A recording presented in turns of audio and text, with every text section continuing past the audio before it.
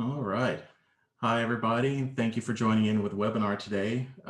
We're going to talk about shutting down lateral movement with some of the smartest people I know. We're doing something a little bit different for this webinar. We usually talk a lot about detection. We usually talk a lot about hunting strategies, things like that. This time around, it's going to be a little bit different. We're going to talk about what actually happens after we've detected a threat, some of the steps that you might be able to take to actually respond to a threat.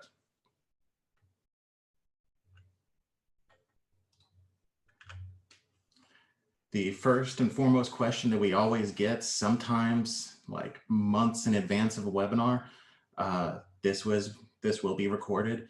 You're going to receive a link in an email after the webinar with the with address to the recording. You can watch this on a loop if you want. You can learn to your heart's content.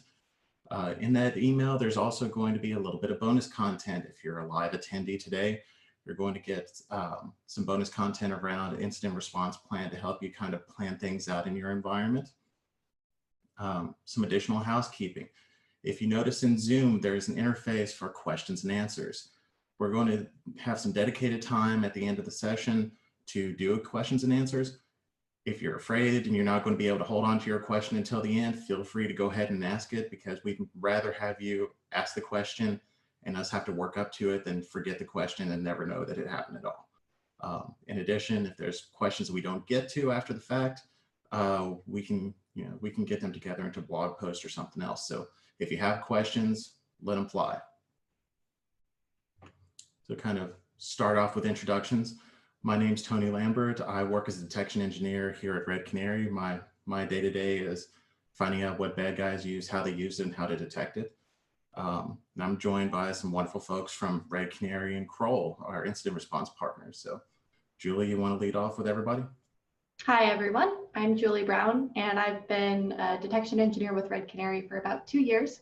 And my main focus is on improving efficiency and our processes over time. So I'm really excited to talk about how we've been able to improve our response to lateral movement here at Red Canary. Sweet. Eric? Hey everyone, I'm Eric Gross. I'm an incident handler here at Red Canary. Got a few tasks, but the core of those kind of overall tasks are to kind of work with customers in incident response situations, and then also partner with great folks like Kroll and specifically, like the Scott Hansen over there to kind of work through some of our incident response engagements. Yeah, hi, I'm Scott Hansen. So I work with Kroll. We do security consulting and incident response. I've been with Kroll for a little over 3 years and working heavily with Red Canary in our partnership for about the last year and a half. So definitely excited to talk on this. We've done a lot of these cases together, and I think we have a lot of good learnings to share. Absolutely, and it's been a fun experience. So some of the things we're going to cover in the webinar today, we're going to kind of continue this on from a previous webinar where we talked about detecting Emotet. With our lateral movement kind of response from here, we're going to assume that you have discovered an Emotet outbreak on your network and you're responding to it. We're going to use this as a case study to show you kind of what to do, some of the things that you might want to fix. We're going to break down 3 phases of response. We're going to talk about it in really simple terms, then talk a little bit about some of the tools and some of the ways that you can make life easier on yourself by devoting some time to it now and really thinking through those phases now. We're going to also talk about key practices to put into place after the fact. Some of these tools, some of these things that actually cause malware problems, you can address these up front. We're going to cover those and give you something to take away when you leave the webinar today. So we've had a really big focus on lateral movement for this webinar and for our previous webinar where we talked about Emotet lateral movement. So kind of, we wanted to take a minute to say, why this is a big deal. What is lateral movement? Lateral movement is going to be in a period after initial compromise where an adversary is trying to gain access to other endpoints on a network. When an adversary lands on an endpoint, they're not going to immediately have access to their goal. Chances are they're going to need to go other places on your network to find out, sensitive data, to infect other machines, to actually achieve their objectives. That's what lateral movement does. It lets them get around to those different things. Kind of really simplified, I like to put it that, you know, lateral movement is bad guys moving from point A to point B. Kroll and Scott see this a lot with nearly every engagement that we have with Red Canary and Kroll. So Scott, can you kind of give some information on, you know, what organizations that you typically see this being really problematic? You know, where does it really seem to be a big deal? Yeah, I think, you know, these type of, you know, automatic spreading, you know, banking Trojans or whatever you want to call them, like Emotet and TrickBot, they really can affect, you know, just about any organization. But we do particularly see education. The segment has been really hard hit over the last year. We've gotten a lot of people coming to us from school districts and colleges and other, you know, related educational institutions. The other industry segment we see a lot is in manufacturing. And I think maybe a common thread in you know, both of those types of organizations would be that they, you know, haven't had as much dedication, honestly, to security posture over the years. You know, there are kind of segments that may have let a few things slide as far as, you know, patching up to date, or, you know, some of the things we'll get into as to why these things proliferate in the first place. But, you know, there's certainly a, you know, common thread of, you know, a few things left for another day, you know, in terms of security improvements or IT hygiene, as we'll get into.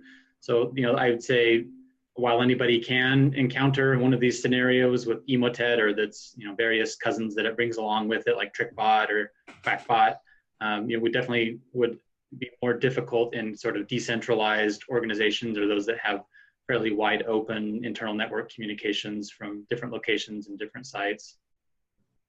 And talk about the education part, that's something I remember from, I used to work in higher ed before Red Canary, where, you know, we had kind of the same tendency as manufacturing businesses. Nobody liked to take systems offline for maintenance. Nobody liked to, you know, actually do that little bit extra of trying to, you know, actually have like system downtime.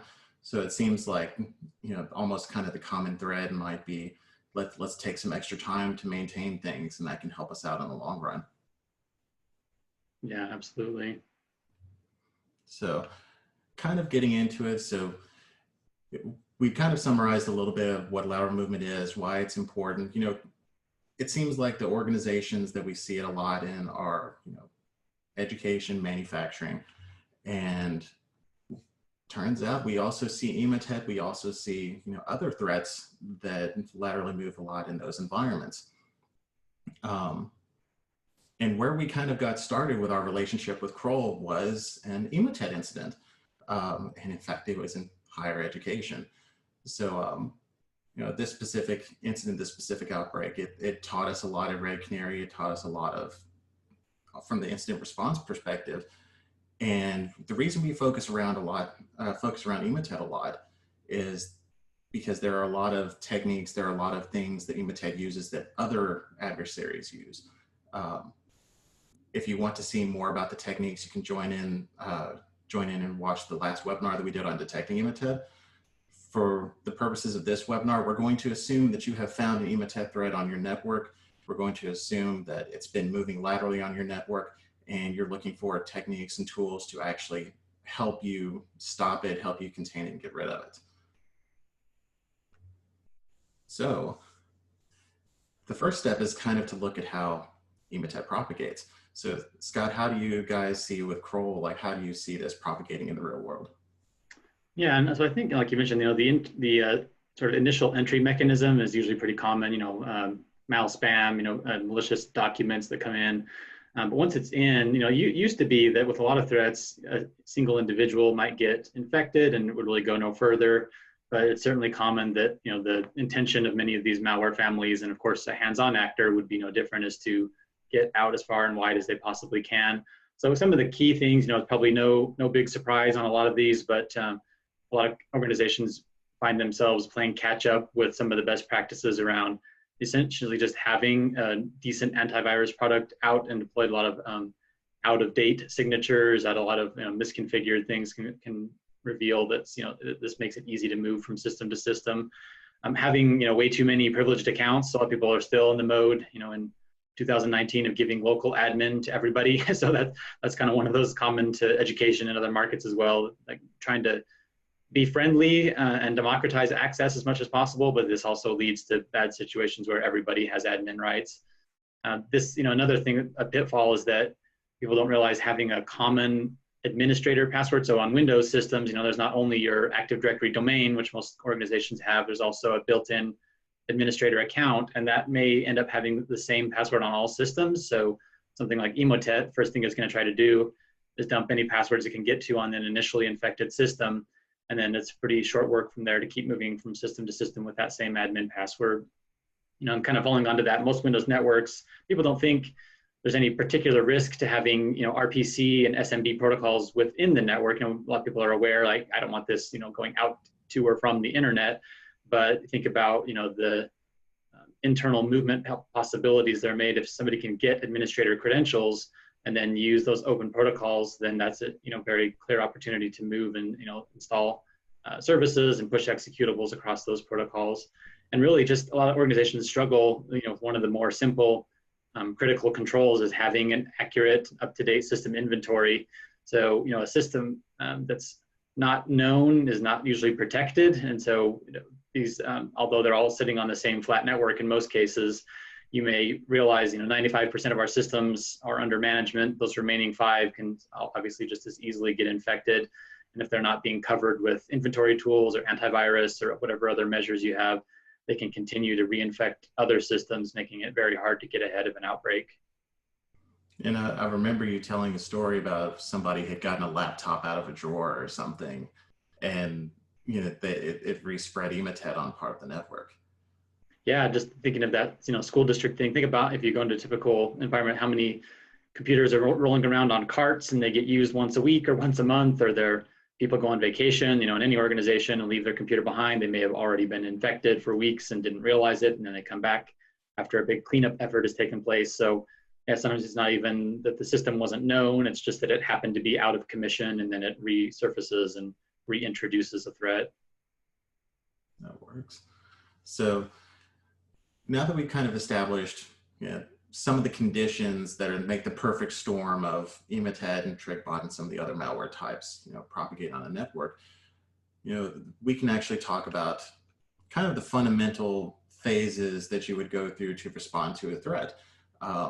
Eric goes through these all the time with Red Canary customers. So how would you talk through it with a customer? Yeah, so when you think about incident response, it can get very complicated, or we prefer to keep it simple, right? So what we have on here is basically 3 steps: visibility, containment, and response. And just to kind of touch upon each of those, I think we can all agree that if you don't know where the actual threat is, in this case Emotet, you're not going to be able to perform any type of response on that. So everything starts with visibility. So think about ways that you might get visibility on your endpoints when dealing with Emotet there. Containment, we know where it is. How do we stop it, right? Everyone in, Emotet has the tendency to spread very aggressively due to some of the things that Scott was just talking about. So that needs to stop. Otherwise, you'll just be a continual infection. So definitely containment would be step 2 there. Lastly, once you have eyes on it, it has stopped spreading, it's contained. Now the cleanup efforts start. So let's reset credentials. Let's lock down our other security controls like the SMB, RPC, the elements that Scott was referring to, and let's try to physically remove the threat from the endpoints. So 3 steps, keep it simple, pretty straightforward. So a curious question, point of curiosity for me. I've heard some people talk about kind of extending the containment phase a little bit to get more intelligence on whatever adversary they're trying to respond against. Do you end up getting a lot of questions, a lot of sort of conversations like that around, let's see if we can extend the containment a little bit to make our response more efficient? It kind of goes back to how well you have your visibility. If your visibility is good, you can kind of move into containment quite quickly. But a lot of times, the toughest part about containment is just where is everything that we need to contain. So yeah, those conversations happen from time to time, but for the most part, containment needs to get quite aggressive as quick as you can. So that works. Sweet. So I guess the next natural step, we're going to talk a little bit about each of the phases of response and talk a little bit more in depth. With the first step being, visibility. You have to be able to, actually get the data. So Julie works in the detection engineering side of life, and she could tell you kind of the data sources that we've seen that make things easier on us to detect threats. So Scott mentioned a few minutes ago how having an accurate inventory is a good first step to being able to respond to an Emotet infection or anything that uses lateral movement. And this kind of takes that one step further. So you need to know what's going on in your environment on your endpoints. And so in order to enact that and to get that data, there's a number of different tools you can use, and we'll get into that next. But this is an example of process metadata that you can use to track down all sorts of malicious activity in your environment, but especially Emotet. And so the main things you use for process auditing are things like the command line, what are the network connections every process is making, what are the file modifications, any Windows registry entries and services that were created. And I did notice out in the audience that Joe mentioned wanting to check on Windows services in order to remove an Emotet infection. So that was a good lead up to what we're going over here. So these are the different techniques that Emotet or other infections can use. And you have no chance of being able to find the activity if you don't have any visibility into these things. So next we're going to go over a couple of tools that you can use to access this data. There's a number of free tools and paid, many of which you've probably either heard of or worked with in your own environment. But there's a number of free tools, including Sysmon, OS Query, built-in Windows auditing capabilities, and then a number of like free antivirus systems and those sorts of things that we've all installed for our parents when they ask us for the family tech support help. And in general, these free utilities are, they have the advantage that they're really widely accessible. They're relatively, I mean, depending on what you're using, there tends to be community support available. Like forums are, I mean, we've all been lost in the Google spiral trying to configure free tools that don't have like a helpline to call. But there's often not a UI built in for doing hunting or for doing any like manual investigation into the data. So oftentimes you may have to take the logs out of Sysmon and feed them into something else in order to really make connections and get actionable data out of it. So that tends to be a drawback of free platforms, but there are a lot of advantages as well. On the paid side, we have things such as Carbon Black, CrowdStrike, Endgame, other EDR platforms, some of which we support at Red Canary, so we have the advantage of being able to work with those platforms here. And in general, what we have found is that paid apps often come with better support, which is kind of what you would expect. Often faster to implement out of the box, and a lot of times have like a built-in hunting capability, so you don't have to load the data into another platform in order to go through it. As far as like, what does this mean for you and in your own environment? One thing that we recommend always starting with is look at the tools that you already have and make sure that you are implementing them to their fullest capability. We find a lot of times that people may have like antivirus installed and running, but the signatures are old, like Scott mentioned earlier. So definitely take the time to go in and check up on all of the settings for the tools that you already have before thinking about bringing on another tool, either free or paid. And I like the points about community support versus paid support, because I've talked to a lot of organizations who say, we cannot buy anything unless we have, paid customer support, like professional support, something like that, because they don't want to get stuck with both halves if it breaks. Love that. So now that we've kind of established a little bit of some of what we would want for visibility, and actually I see one question come in about visibility, asking some of the policies that you recommend with Sysmon and OS Query.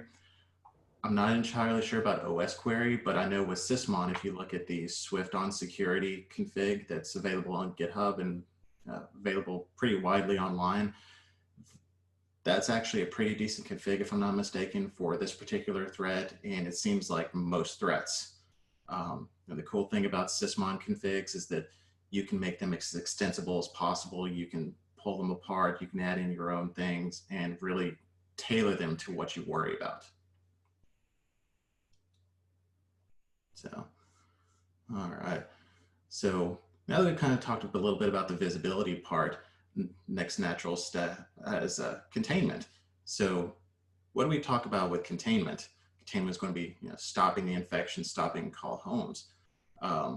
Eric, what do you guys typically see? How does this process go talking with, people that are in the middle of an incident?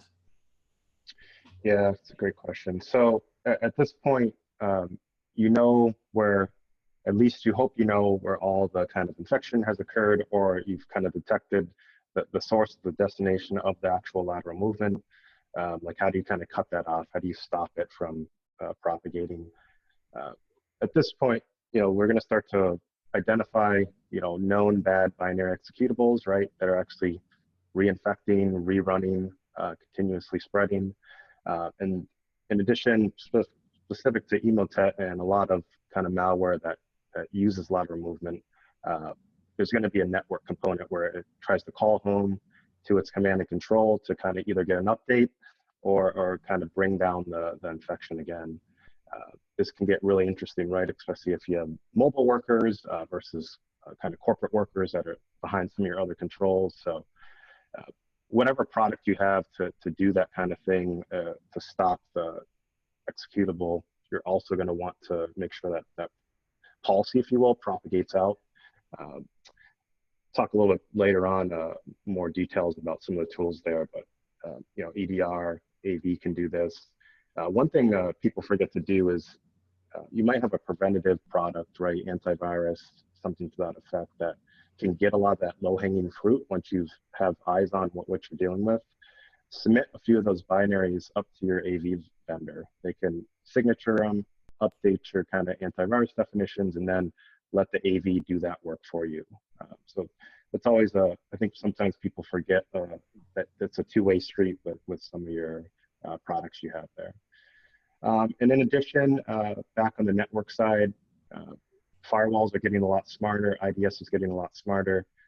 These products now can stop, executables from traversing the network, so not necessarily within the endpoint itself, but depending on if you have a network intermediary device or an edge device, investigate whether that has the ability to kind of look into that traffic and stop a known bad executable that you know about. So just a few things you can do there as part of that phase 2 containment. That works. And there were also some tools that went along with that too. Yeah, absolutely. So I just mentioned a second ago the endpoint detection and response. There's a handful out there. The key there that those tools provide are the capability to ban or prevent binaries from executing. Again, we're trying to stop things, right? So that's kind of a key part of EDR that is very hard to accomplish without an EDR product, is actually stopping binary execution. In addition, sometimes people forget, we're going to harp on this a little bit on the webinar today, but there's antivirus and then there's additional products kind of built upon AV. In this case, we're talking about host intrusion prevention. So you might be familiar with network-based, intrusion prevention. Those capabilities also exist on the endpoint. And again, HIPS is very good at dealing with the low-hanging fruit and kind of that next level of sophistication from malware or lateral movement. So check into if your AV suite has that capability. Additionally, especially if we're talking about a Windows environment, there's the Windows firewall. A lot of people, it's on there by default. Maybe you've disabled it via your domain policy, but definitely investigate what capabilities you could do if you don't have any other way to kind of have a firewall specific to the endpoint. Right? There's no really perimeter anymore. We have workers taking their laptops home, traveling around the world. At least in that case, the Windows firewall would travel with that employee no matter where they are. And hopefully there's a way for them. They drop on VPN, they get the updated domain policy, and then they can kind of be off network, hopefully with some of the similar protections as your corporate users back home. Lastly, something that probably most everybody on the call has or is firewall and probably a web proxy / filter, right? In these situations, you have to dip into your existing product security stack. You know, you have eyes on it, right? You identified it via visibility. So what are those network connections that we need to block? What is the actual web proxy setting box that we could check? It might even say block Emotet, check that box, right? So don't forget about your other products. Kind of, you might do that in the fray of an extreme outbreak, but definitely one of those situations of use what you got. And talking about some of the tools, something that I've kind of grown fond of is that some of these tools seem like if you have an Active Directory network, if you have a Windows Enterprise network, some of these, you know, can really be managed using Active Directory group policies. Some of them can, you know, really kind of be baked in with the tools you already have, like, you know, with Windows Firewall. I remember the first time that I saw another organization's Windows Firewall configs and group policy objects. It blew my mind how they had it like changed around to be able to enable something like this. And talk about some of the hash banning stuff. If I'm not mistaken, you can also do app blocker policies with Active Directory, do things like that. It's not going to be as, you know, straightforward as, you know, clicking and banning a hash in Carbon Black, but, you know, if you really need some sort of banning capability, you know, you could sort of bootstrap a little bit of that with group policies, it seems. Yeah, absolutely. So talk a little bit about the tools of containment, talk a little bit about the containment part. This is going to be when we're really kind of cutting off the malware from C2. This is really where, you know, we're kind of really scoping out, getting a good hold of the threat. So now we have to talk about the, you know, everybody's favorite part, undoing the damage with response and actually removing a threat from a network. So Scott and his folks are usually the boots on the ground responders, you know, with our relationship with Kroll. So Scott, what do you guys typically go through with undoing the damage part? Yeah, I think this kind of goes back to, you know, we talked early on in the webinar about reasons why Emotet is able to spread as wide as it does. And so a lot of what response consists of is going back and addressing some of those underlying issues. So things that, again, maybe have been put on the back burner for a while. You know, patching is never anybody's most exciting topic, but, you know, Eternal Blue is still out there, right? It's still incorporated into several malware families. So that allows a lot of the spreading to take place. So sometimes it's just getting back to basics, you know, realizing you probably have overextended your administrative privileges across the user base. And that, like I say, it's not just about having maybe too many domain admins or, you know, an uncontrolled number, but it could also just be people with local admin. So a lot of people take this opportunity to finally rip off that Band-Aid of, you know, taking away people's administrative rights that they've become accustomed to. I think a lot of people in the security world have known for a long time that's a best practice and have not had the leverage to make it happen. So that's part of undoing what gets you into this situation is, even if we can't fully stop, you know, people from clicking on stuff, which I think most of us have accepted, people are always going to click on those emails. But if you can limit what's able to be done to their specific workstation, you really reduce the harm that one of these outbreaks can do to the organization as a whole. So it's really a combination of, you know, not only addressing getting the artifacts of the malware off of systems, right? That's kind of top of everybody's mind is like, I want to get rid of these evil executables that are spreading. I want to get rid of the Windows services and the scheduled tasks. Like those are sort of the surface level symptoms of the malware outbreak. And that's certainly part of the response procedures, but then getting back to the roots of why did this happen? How did this continue? You know, what are we lacking in our IT hygiene and policies that, you know, would put us back into the same situation that's really where we spend a lot of our time with organizations, coaching them on, here are the top 5 things that cause this to occur, and by shoring these particular areas up, you put yourself in a better position long term. Awesome. And so we had one good question come in from the Q&A section. We've really kind of focused in on Emotet for this as a case study, but somebody asked in the Q&A where threat actors have hijacked known vendors and like supply chain poisoning sort of attacks in the past, like the recent things with ASUS update servers. Would you follow the same sort of kind of containment and response process for those as you would something that's more prolific like Emotet? Yeah, I think it's not, incredibly different. I mean, we always definitely look to get back to root cause of any situation. So I think most generally, when we're talking about these automated spreading things, they are more to do with, email and phishing and, stuff like that. But there are, if you get back to root cause and it's, something like a piece of trusted software that's let something into the environment, there's probably still going to be some aspect of these items that need to be addressed, right? So if that person who had the software wasn't running as an admin, that might have, put an end to the spread from their system. Keeping patches, sometimes they take advantage of things that, you've got, some 1995 version of Acrobat Reader and you get a PDF or something. So those kind of things still apply, but, it is, I would definitely say, much harder for organizations to fully protect themselves against a supply chain attack. And at that point, it just becomes, how quick are you at detecting and responding, because prevention is next to impossible in some of those scenarios. Absolutely. And for things like that, it seems like patching becomes almost twice as important, because when there are supply chain compromises and people become aware of it, like vendors become aware that they've been compromised, they start issuing new patches, new updates. And it's like a really rapid way that you can get rid of the old software that may be compromised and replace it with the new stuff. Sweet. So now we kind of get into some of the tips and tricks, some of the things that make response a little bit better. What have you guys taken advantage of at Kroll to make things better for you for response?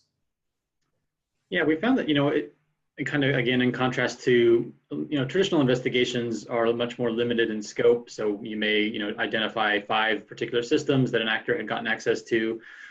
There's a very targeted triage and removal process that occurs, but with something that may have, fairly literally spread to every system on the network, you can't necessarily get that one fell swoop reaction that we would like to have. So, thinking again of something like a school district, they may have 2,000 systems spread across many different school locations. We would love to be able to get all those systems online at once, cleaned across the board, right? Implement all these measures consistently, but that's not always possible. So we do find response tends to be more iterative. So you kind of toggle a little bit back and forth, like Eric was mentioning, between the containment and eradication, or continued response steps. You can't just necessarily say like, okay, we're now 100% contained and we're going to move completely to eradication and this is all going to be done. So we find this is an opportunity to kind of line up, what are the top 3 things that could be done immediately, right? To take these opportunities. Like, I'm sure every internal IT or security organization has a little wish list of things they've been wanting to get done or wish they had the budget to get done. These types of moments really help the business see visibly, like, these are why we're telling you we need to do things like 2-factor authentication or removal of admin rights. So these are, never a desirable incident to have happen, but they can have, a silver lining in the sense that they enable you to introduce some of these security posture improvements. So it's definitely, it's a continuing process of continuing to increase your visibility, moving into containment as quickly as you can and using what measures that are available to you. Cleaning up will definitely be something that'll happen over time. I can guarantee you'll feel like you've got 100% of systems cleaned, and then the next week, again, somebody comes back from vacation and you've got another little outbreak. But if you can put yourself in a better position to immediately see where that's happening and cut it off at the root, you don't have to go through, the pervasive spread that may have occurred the first time around. So it sounds, so one of the things we've kind of harped on so far sounds like it's been really like inventory control, like being able to place hands on all of the computing assets and be able to find out where all of them are. Like how often do you run into an organization that doesn't have an inventory process in place and can't lay hands on all of their assets? It's pretty common, you know, and maybe I have a little bit of a skewed perspective because we are an incident response company. And so we do get called in when people realize that they need help and they have not, you know, been able to get something under control. Sometimes somebody said, hey, we've been dealing with a recurring outbreak for weeks or months or even over a year, and we just can't seem to quite get arms around it. And it usually does come down to some of these fundamentals, but most of the time, the first thing we'll ask for is like, hey, you know, if you don't already have something in place, let's go ahead and get EDR deployed. Let's map this against your system inventory. And we can even just observationally see within that first week, you know, and we'll kind of have a sense from our end client that we're helping that they feel like they've installed everything, but we can still see signs of malware spreading from unknown systems or not, you know, uncovered systems that don't have visibility on them. So it's, you know, not an easy thing. I recognize it's nobody's favorite job to track down computers and know where they are. And even silly things like your power saving policy can kind of be a problem in these situations, because we would like, you know, to say a certain time we're going to, you know, execute a cleanup script that's going to purge all these malware artifacts. But then, you know, we find out half of the systems come online, and then after 15 minutes of nothing happening, they go to sleep and they're not available to be cleaned up. So just, you know, simple things like that get in people's way. But yeah, it's pretty common that, you know, getting an understanding of all your assets is tough, and even just getting things that are out of the woodwork for long enough to be cleaned can also be tough. And I like that talk about it being like the less glamorous type of the part of the job, where, you know, nobody wants to manage that spreadsheet. Nobody wants to be the holder of the inventory spreadsheet. But even just something as simple as having a spreadsheet can make your life easier down the line, because you're starting with something. It's better than nothing. And talking about like that iterative process, it really applies to the efficiencies too. So that's my cue that things are getting exciting for me, because I am all about taking, you know, a proven method and a process and trying to enable our team to act more efficiently over time. And if you're anything like a lot of companies and environments that we've seen, a lot of InfoSec professionals have not nearly enough man hours to do all of the things that have been expected of us. So improving efficiency is, I think, paramount across the board for anyone that wants to get something like this under control. And we have found that the most important thing is to know the threat and to know what it is that you're trying to get under control. So some of the things we've talked about are, you know, how Emotet is a great example of lateral movement via network shares and uncontrolled administrator access and Windows services and registry entries. And so knowing where to be looking for those things is, I think, one of the most important ways that you can respond to something like this more efficiently. So if you see a complaint come in from someone saying, you know, my computer is not working, what's going on? You know, instead of starting from nothing, you start from, you know, knowing where it is that you need to be looking for an infection. And so once you've kind of got that under control and lined up, I think it's important to track some sort of metrics over time that are appropriate for you and your environment to see how you're improving your response for stuff like this that comes in. And for us at Red Canary, we're partnering with Kroll to respond to, you know, Emotet outbreak after Emotet outbreak on a number of different customers. So we're in a position where we can improve and iterate very quickly because we do have a lot of engagements that we're handling. For you, this is probably going to look a little bit different. Hopefully you're not dealing with, you know, 16 individual malware infections day after day in your own singular environment. But maybe you could be tracking, you know, how are you improving your visibility over time of what you have in your network, or how can you improve your time to detect and respond to an outbreak in your own network. Plus, we all know that, you know, managers and C-suites love being able to see metrics improve over time, and that's one of the ways that we can justify, you know, getting better funding for the things that we need in the InfoSec world. So one thing that we've really focused on at Red Canary is moving from a manual to an automated response process wherever possible. We have a number of different tools, both internal and external that are available to our customers and partners that we use to reduce the human component and the human man hours that are required to respond to an incident. And so for us, that's resulted in getting faster scoping time, faster time to ban execution of malicious binaries, and faster time to remediation. So for you, I would definitely encourage for you to look into the tools that you already have and see where you do have the possibility to automate part of the process. So we mentioned host-based intrusion detection, for example, some built-in stuff on Windows and a number of other tools. Make sure that you're using those opportunities to automate. So if you have something that triggers a certain rule on your antivirus, turn on the option to prevent it from executing. Take one step out of the process for what you have to log in and do day to day, and it's going to come back to help you in the long run.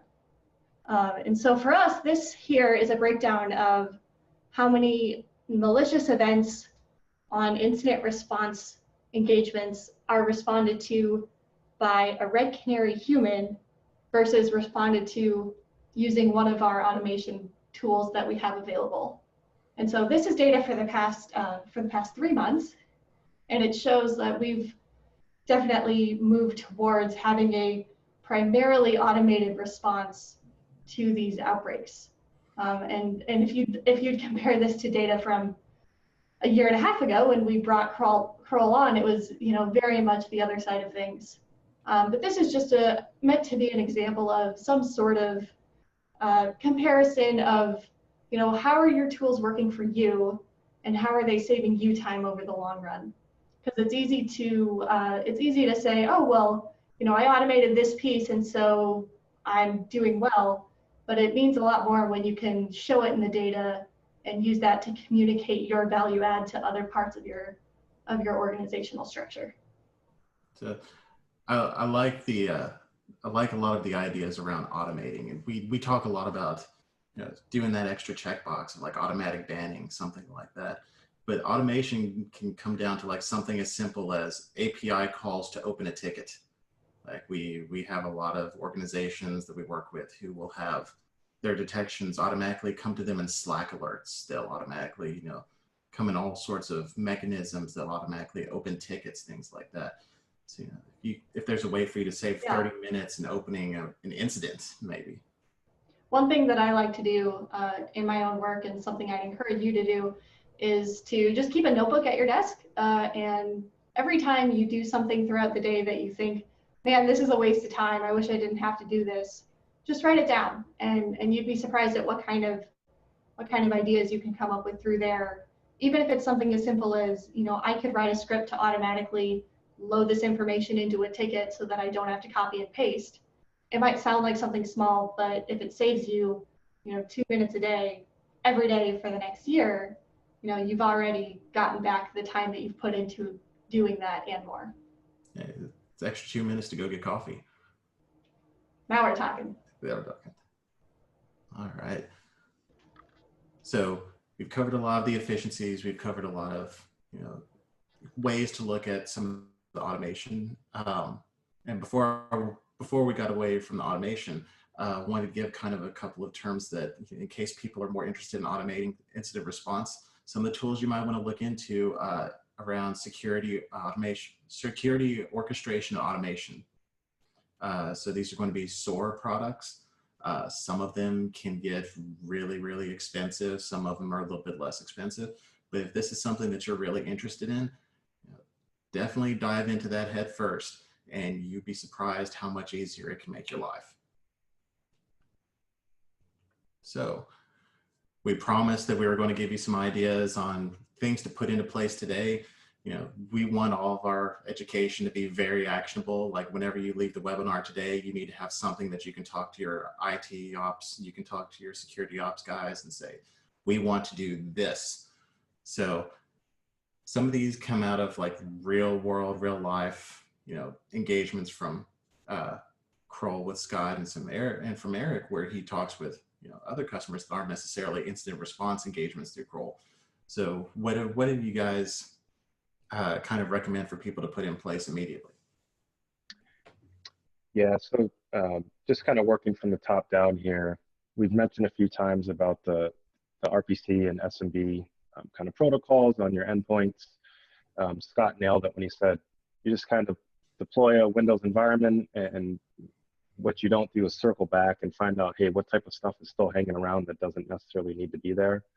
So just specific to Emotet, it's gonna try to write via SMB to file shares, and that spread of Emotet may have been from Idle Wednesday when 6 employees had to share a file and the IT help desk created a share for them. But instead of just limiting it to those employees, the whole company could write to that share. So just things like that that you want to investigate.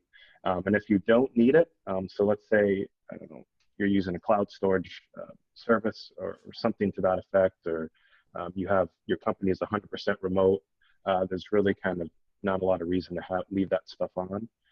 So limit it, scope it down as much as you can from that perspective. Bullet point 2 there, you know, AV gets a bad rep, but there's AV, and then there's a lot of additional capabilities there, right? So if you, after this webinar, log into your AV portal, click on a few of the other boxes, and you'll see things like we already talked about, the HIPs, right? That intrusion prevention. You'll see a lot of them will have a firewall built in. Some of them will even have control over writable directories, right? If an executable can or cannot write to a specific directory. So Emotet's going to use things like app data local, app data roaming, these kind of common directories that, again, are just used by other programs legitimately, and Emotet and a lot of movement fully exploit those directories because they can be written to by most credentialed users on that endpoint, and sometimes uncredentialed users. So keep an eye on that stuff. I mean, for example, let's say the app data local roaming folder, you specify with your AV product to say, only allow XYZ products to write here, everything else gets blocked. Emotet lands in your network, it's not going to be able to move, right? Because that would be one of its mechanisms to write the unknown binary there and then execute. So just little tricks like that that can pretty much overnight immediately improve your security posture. While I'm talking about that, one thing I did want to mention, I see this all the time, is Kroll will come in, or another customer will come in, they'll remediate, all is good, and then they start restoring users' files because part of their remediation effort was to wipe machines. Well, if you have unknown malware in the app data roaming, right, it's going to be a user-specific directory. You're bringing back down that malware, and then it spreads again. So in addition to kind of taking a look at some of those writable directories, also look at your restore process in these situations of, hey, am I going to bring stuff back down to the endpoint? So a couple things there. I'll hand it off to Scott to kind of close out the list. Yeah, I think, you know, those are great recommendations. And sometimes I joke that Microsoft is often the cause of and solution to a lot of security problems. So they actually have a really nice tool out there. We've spoken about local admin accounts, right? So these are the built-in Windows accounts. They have a tool called LAPS, you know, it's Local Administrator Password Solution. It seems to be still fairly less known than other Microsoft tools, but it is a free one. It's something that you can use to implement unique and randomized passwords for that local account on each system. So that's, again, a great mitigator. I mean, it's really just the best practice in general, but a mitigator against these automatic spreading malwares.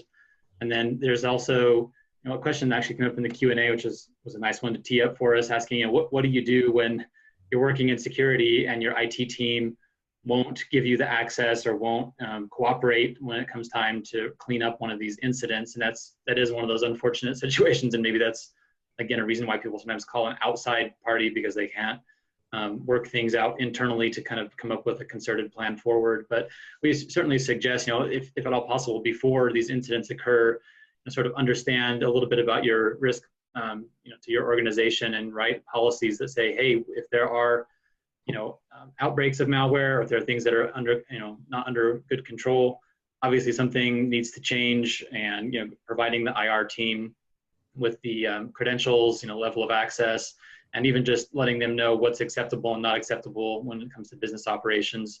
We talked, you know, about education a lot, but the other, you know, industry segment of manufacturing has a very, very low tolerance for impact to business operation. Every outage that you create, it's unexpected, could lead to significant loss to revenue. So having windows of change that are able to be done, doing things over a weekend, like defining in advance if something should occur, what are the times that are acceptable, and what methods do we have to in case of emergency break glass, and let the IR team do what they need to do.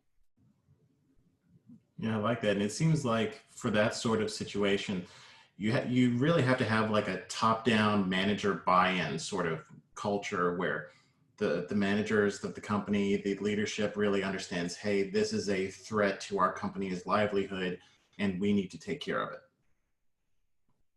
Yep, sometimes that is what it takes to kind of break that logjam. There'll be there's an existing tension, as most people are aware, between ops and security that will probably always be the case. But when the CIO or the CEO gets involved in it, and it's not really about even taking sides, it's just about what is necessary for the organization's health. And sometimes it's leaning a little harder on ops, and sometimes leaning a little harder on security. But if you can get people in a room before there's an emergency and talk, like, hey, these are things that could occur. We see, we're getting reports of this from peers in our industry, or we're getting, aware of this because of tools in our environment that this could be coming. What would we do if we were in a ransomware situation or an outbreak situation?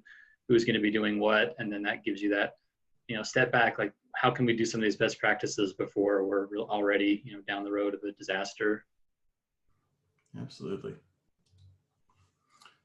So that mostly seems to wrap up the content we have so far. So we're going to do Q&A. We're going to scroll through, look at some of the questions and see, if there's some additional questions that we can answer. Pick one to kind of start off. Somebody asked a question about, even, with Windows environments that have macOS in them, there is a potential for lateral movement around macOS machines. What we tend to see with non-Windows machines a little bit more is less about movement with SMB like we see with Windows. It's still possible to move around with SMB with non-Windows machines, but it's a little bit easier to use other protocols like SSH. So something that's been really big with Linux threats is once a Linux threat will land on a machine, it will try to SSH to other machines and also issue commands to those other machines. So that's typically what we see a little bit more with non-Windows systems. But hey, if you guys see some good stuff with things moving around laterally with SMB on non-Windows systems, give us a ping, let us know, and we're more than happy to take a look at it with you.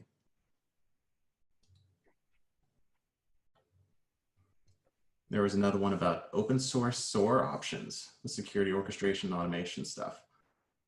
I don't know that I've seen any open source SOAR tools. Have you guys?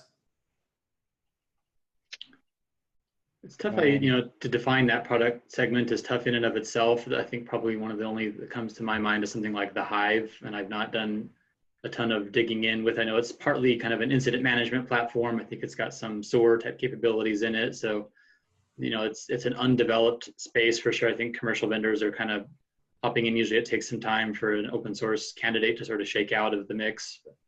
I don't have a super great recommendation on that.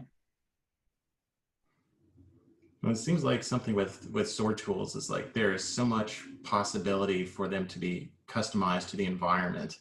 It's kind of odd to have that kind of customizability and that sort of support with a community option instead of having like paid support and somebody paid to work like 100% of their time on it. So another little question. We have a small staff of security, but a large number of employees. Can you recommend any methods for more of an automated approach to blocking lateral movement instead of inspecting each particular use of PowerShell or something similar as an example? So I hear automated approach to blocking lateral movement, and I think of IPS systems.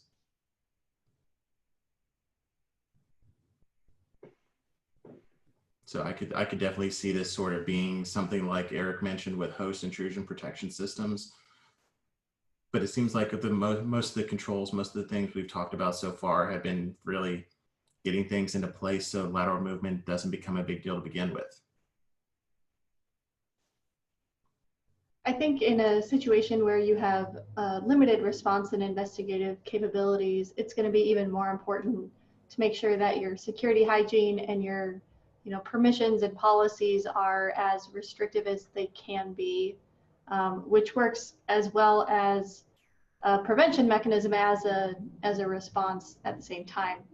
But especially when you're dealing with a large environment and you don't have the scaling that's available via some of the tools that we've talked about today, just starting with hygiene and starting with visibility is an important place to get under control first. Absolutely. So it looks like that's pretty much the majority of the questions that we had in here. Yeah, if there's any other questions that everybody has, I'm going to go ahead and go on to the last little bit here. So since we're at the end of the webinar, I'm going to talk a little bit about the recording bonus material. Again, look out for your email. You'll get an email from Red Canary after the fact where you'll get a link to the webinar. You can watch this on a loop if you want to, show it to all your friends, spread the word about incident response and some of the good practices to get into with it. If you have any questions that we didn't address today and you'd love to see them answered, you can tune in to the Red Canary blog. You can also email us at blog@redcanary.com, where you can submit ideas that you want to see us talk about, that you want to hear content around. We try to operate this on some form of the golden rule, where we really want to produce content that we would want to read. We like to do webinars that we like to watch. We like to do content we want to read. So if you have ideas that you want out in the world, you get in touch with us. We're more than happy to work with you on it. So feel free to send them on. Thanks to everybody for showing up, and thanks Eric, Julie, Scott, everybody for joining in. You're awesome. Thank you, Tony. It was fun. Yeah, thanks for having me. This is fun. All right. Everybody have a good day.